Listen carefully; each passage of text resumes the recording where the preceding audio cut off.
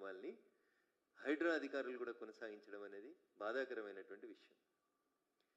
ఈ 3-4 రోజుల నుంచి కురిసిన వర్షాల వల్ల మేము ఉండేటువంటి నార్సింగ్ ప్రాంతంలో జరుగుతున్నటువంటి ఒక ప్రకృతి విధ్వంసం, ఒక అక్రమ నిర్మాణానికి సంబంధించి సరే మేము పర్మిషన్ ఇచ్చినాం కదా హెచ్ఎండిఏ వాళ్ళం, ఇది సక్రమ నిర్మాణం అని అధికారులు అంటుండొచ్చు, బట్ అది అక్రమ నిర్మాణం.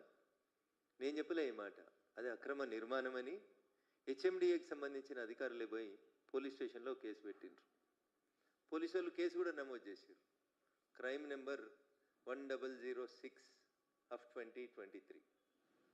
Narsingi police station Rajendra Nagar DCP గారి పరిధిలో ఉంటుంది.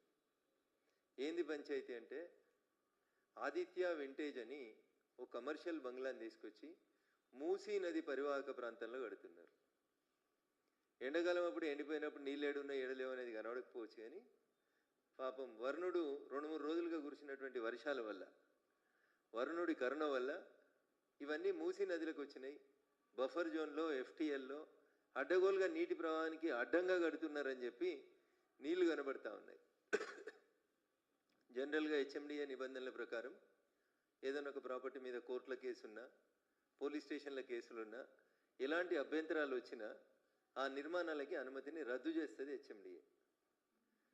రేవంత్ రెడ్డి గారు కాంగ్రెస్ ప్రభుత్వం ఈ రాష్ట్రంలో అధికారంలోకి వచ్చిన తర్వాత అప్పటి పురపాలక శాఖ మంత్రి కేటీఆర్ గారు అనుమతులు ఇచ్చిండ్రు. దీని వెనకాల పెద్ద వ్యవహారం నడిచింది, కుంభకోణం నడిచింది. కాబట్టి ఈ ఆదిత్య వింటేజ్ అనేటువంటి కన్స్ట్రక్షన్స్ని ఆపేస్తున్నామని చెప్పి శ్రీ ఆదిత్య వింటేజ్ ప్రాజెక్టుని మేము నిర్మాణం నిలిపేస్తా ఉన్నామని పోలీసు వాళ్ళతోటి అది ఛార్జ్షీట్ గిట్ అన్ని వేయించినారు కోర్టులో. విషయం ప్రస్తుతం రాజేంద్ర నగర్ కోర్టులో పోలీస్ కేసు, క్రిమినల్ కేసు, హెచ్ఎండిఏలో లేదా బఫర్ జోన్లో ఎఫ్టీఎల్లో కన్స్ట్రక్షన్ జరుగుతుందని చెప్పి ఒక కంప్లైంట్ ఇచ్చారు. ఇంకా దారుణం ఏంటంటే రింగ్ రోడ్డు నార్సింగ్ ఎగ్జిట్ దగ్గర అటువైపు ఇటువైపు అన్ని సర్వీస్ రోడ్లు ఉంటాయి. కానీ ఈ సంస్థ చేపట్టినటువంటి నిర్మాణాలను చూస్తే మిమ్మల్ని అందరినీ ఫిజికల్గా రమ్మని కూడా పండుగ తెల్లారు రమ్మని ఆహ్వానిస్తా ఉన్నా. ఒకసారి చూద్దాం. మనం అంతటా సర్వీస్ రోడ్లు ఉంటాయి, కానీ ఈ ప్రాజెక్టు కడుతుంటే సర్వీస్ రోడే కట్టలేదు. సర్వీస్ రోడ్ తీసేసినారు. ఇక్కడ సర్వీస్ రోడ్ తీసేసి మరీ నిర్మాణాలు జరుగుతున్నాయి. ఎన్నో పల్లెటూరులో జరుగుతలేవు ఈ నిర్మాణాలు. హ్యాపెనింగ్ సిటీ హైదరాబాద్లో happening area, Gachibowli financial district Narsingi ఏరియాలో ఒక కంపెనీ నిబంధనలకు వ్యతిరేకంగా టీఆర్ఎస్ ప్రభుత్వం అనుమతిస్తుంది. టీఆర్ఎస్ ప్రభుత్వం అనుమతి ఇచ్చిన తర్వాత హెచ్ఎండిఏ అధికారులు కంప్లైంట్ ఇస్తారు. దానికి సంబంధించి 1006/2023 నార్సింగ్ పోలీస్ స్టేషన్లో కేసు నమోదవుతుంది. కాంగ్రెస్ ప్రభుత్వం అధికారంలోకి వచ్చినాక, రేవంత్ రెడ్డి గారు అధికారంలోకి వచ్చినాక ఆ నిర్మాణాన్ని ఆపేస్తారు. ఇవాళ మళ్ళీ నిర్మాణానికి అనుమతులు వచ్చినాయని చెప్పి మళ్ళీ నిర్మాణం కొనసాగిస్తారు. జనరల్గా బఫర్ జోన్ ఉంటే ఎక్కడ కూడా మట్టి పోయొద్దు, ఎత్తు లేపొద్దు, బఫర్ జోన్ని రక్షించాలని చెప్తా ఉంటారు. బహుశా భాగ్యనగరంలో జరుగుతున్నటువంటి ఈ అక్రమ నిర్మాణాలన్నీ రాష్ట్ర ప్రభుత్వానికి చూపించేందుకే అనుకుంటా గత వారం 10 రోజులుగా వరుణదేవుడు ఇష్టానుసారంగా హైదరాబాద్కి వరదల్ని తీసుకొచ్చినాడు. సర్వీస్ రోడ్ని అసలు తీసుకోకుండా సర్వీస్ రోడ్ని బంద్ చేసి హెచ్ఎండిఏ అనుమతులు ఎట్లిచ్చిందో రాష్ట్ర ప్రభుత్వ పెద్దలు చెప్పాలి.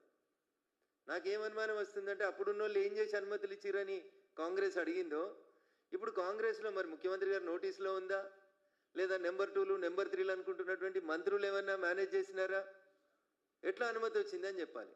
అన్న ఈ చిత్రం చూస్తే మనకందరికీ స్పష్టంగా కనబడుతుంది. వాళ్ళు కడుతున్న నిర్మాణం పూర్తిగా నీళ్ళలో కడుతున్నారు. మూసీ నది ఇది ముఖ్యమంత్రి గారి డ్రీమ్ ప్రాజెక్టు. 1,00,000 కోట్లు పెట్టి మూసీ ప్రక్షాళన చేస్తాం, ప్రతిపక్షాలు మమ్మల్ని అడ్డుకుంటున్నాయి అంటారు. హైడ్రా అయితే గొప్ప గొప్ప మాటలు చెప్తుంది Hydraa commissioner Ranganath sir. Ring road ఎక్కితే సర్వీస్ రోడ్ బంద్ అయింది. నీళ్ళు వచ్చినాయని 4 రోజులుగా రోడ్డు మూసేసిర్రు. నార్సింగ్ దగ్గర మేముండే కాలనీలు అన్నిటికీ రోడ్లు మూసేసిండ్రు.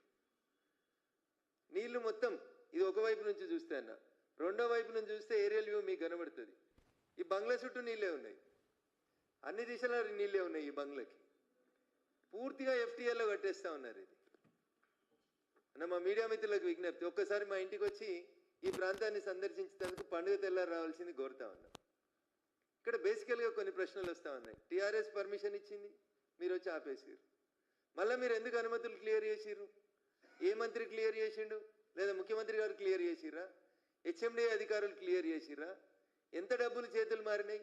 నిజంగా రేవంత్ రెడ్డి గారికి చిత్తశుద్ధి ఉంటే మహేష్ కుమార్ గౌడ్ గారు పిసిసి అధ్యక్షుడు అయితే మస్తు మాటలు మాట్లాడుతుంటాడు, మేము ఇది చేసినాం అది చేసినామని. అయ్యా పిసిసి అధ్యక్షుల వారు ఒకసారి చూడు ఈ ఫోటో, మీ ముఖ్యమంత్రి గారి దృష్టికి తీసుకుపోండి. మొత్తం నీళ్ళే ఉన్నాయి మీ మూసిలా. ఒక 12 గేట్లు 4 ఫీట్లు ఎత్తిరు అంతే. ఇవి 12 ఫీట్లు 12 గేట్లు 4 ఫీట్లు ఎత్తెత్తితే ఇగో ఇన్ని నీళ్ళు ఇట్లా నిండిపోయినాయి బిల్డింగ్ చుట్టూ. రేపు ఈ బిల్డింగ్ కట్టి వాడు అమ్ముకొని పోతాడు బిల్డరు. కొనుక్కున్న వాళ్ళకి 5 ఫ్లోర్ల దాకా నీళ్ళు వస్తాయి దీంట్లోకి. 1 కాదు 2 కాదు, కళ్ళతో చూస్తే తెలుస్తాయి దీనికి. దీని ఏదో పెద్దగా సైంటిస్టులు వచ్చి రెవెన్యూ వాళ్ళు వచ్చి ఏదో చేయాల్సినటువంటి అవసరం లేదు. మీరు అక్కడికి వచ్చి నిల్చుంటే రింగ్ రోడ్డు మీద నార్సింగి పోలీస్ స్టేషన్కి ఎదురుగా నిల్చొని పోలీస్ స్టేషన్కి అపోజిట్ సైడ్ చూస్తే మీకు ఇంత స్పష్టంగా కనబడుతుంటాయి. రింగ్ రోడ్డుకి 100 గజాలు సర్వీస్ రోడ్ను మింగి కడుతున్నారు. ఎట్లిస్తారు అనుమతులు? ఎట్లిచ్చింది హెచ్ఎండిఏ? పేదోడికి అనుమతులు ఉంటే, బ్యాంకు లోన్ ఉంటే కూలగొడుతురు కదా అయ్యా రేవంత్ రెడ్డి గారు. దీంట్లో మీ మంత్రుల పాత్ర లేదంటారా? ఎవరి ప్రమేయం లేకుండానే బంగ్లా నిర్మాణం జరుగుతుందా? అధికారంలో ఎవరుంటే వాళ్ళతోటి కదా ఈ సంస్థ సత్సంబంధాలు కొనసాగిస్తుంది. నిజంగా మీకు చిత్తశుద్ధి ఉంటే మహేష్ కుమార్ గౌడ్ గారు మీరు స్పందిస్తారా? మీ ముఖ్యమంత్రి గారు స్పందిస్తారా? రింగ్ రోడ్ ఒకసారి ఎక్కి నార్సింగ్ పోలీస్ స్టేషన్కి బిల్కుల్ అపోజిట్ సైడ్ ఇప్పుడు కూడా ఉన్నాయి నీళ్లు, ఇప్పుడు కూడా నీళ్లు కనబడతా ఉన్నాయి. ఒక్కసారి వచ్చి చూడండి అని చెప్పి వాళ్ళని అడుగుతా ఉన్నా. మీడియా మిత్రులకు కూడా ఇది తెలియజేస్తా ఉన్నా. ముఖ్యమంత్రి గారు బహుశా బిజీగా ఉంటారేమో అని ముఖ్యమంత్రి గారికి బహిరంగ లేఖని ఈ ఫోటోలన్నీ అటాచ్ చేసి పంపిద్దాం అనుకుంటారు. ఒక copy Hydraa commissioner Ranganath sir కూడా పంపిస్తాను. ఆయన ఏదో చెప్పినట్టుగా కాలేజ్ ఎందుకు తీస్తలేవు సార్ అంటే అందులో చదువుకుంటా పిల్లలు ఉన్నారు అని. మరి ఇంట్లో ఎవరు ఉన్నారు సార్? రంగనాథ్ సార్ దీంట్లో ఎవరు ఉన్నారు? పునాదులు ఎట్లా లేస్తూ ఉన్నాయి? బిల్డింగ్ ఇంత స్పీడ్గా ఎట్లా కన్స్ట్రక్షన్ జరుగుతుంది? హెచ్ఎండిఏ మాట్లాడేది, హైడ్రా మాట్లాడేది, పిసిసి అధ్యక్షుడు మహేష్ కుమార్ గౌడ్ మాట్లాడాడు, ముఖ్యమంత్రి గారు మాట్లాడారు, మున్సిపల్ మంత్రి ఎవరో మీకు అందరికీ తెలుసు.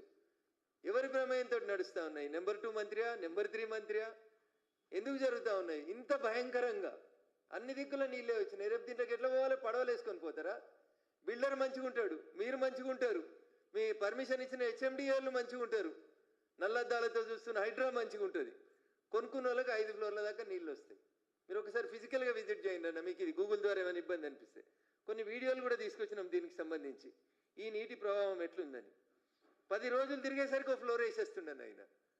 వర్షాలు వస్తే మళ్ళీ అందరూ చూస్తారని చెప్పి 10 రోజులు తిరిగేసరికల్లా కొత్త స్లాబ్ వచ్చేస్తూ ఉంది. సో అందుకని దయచేసి నేను రాష్ట్ర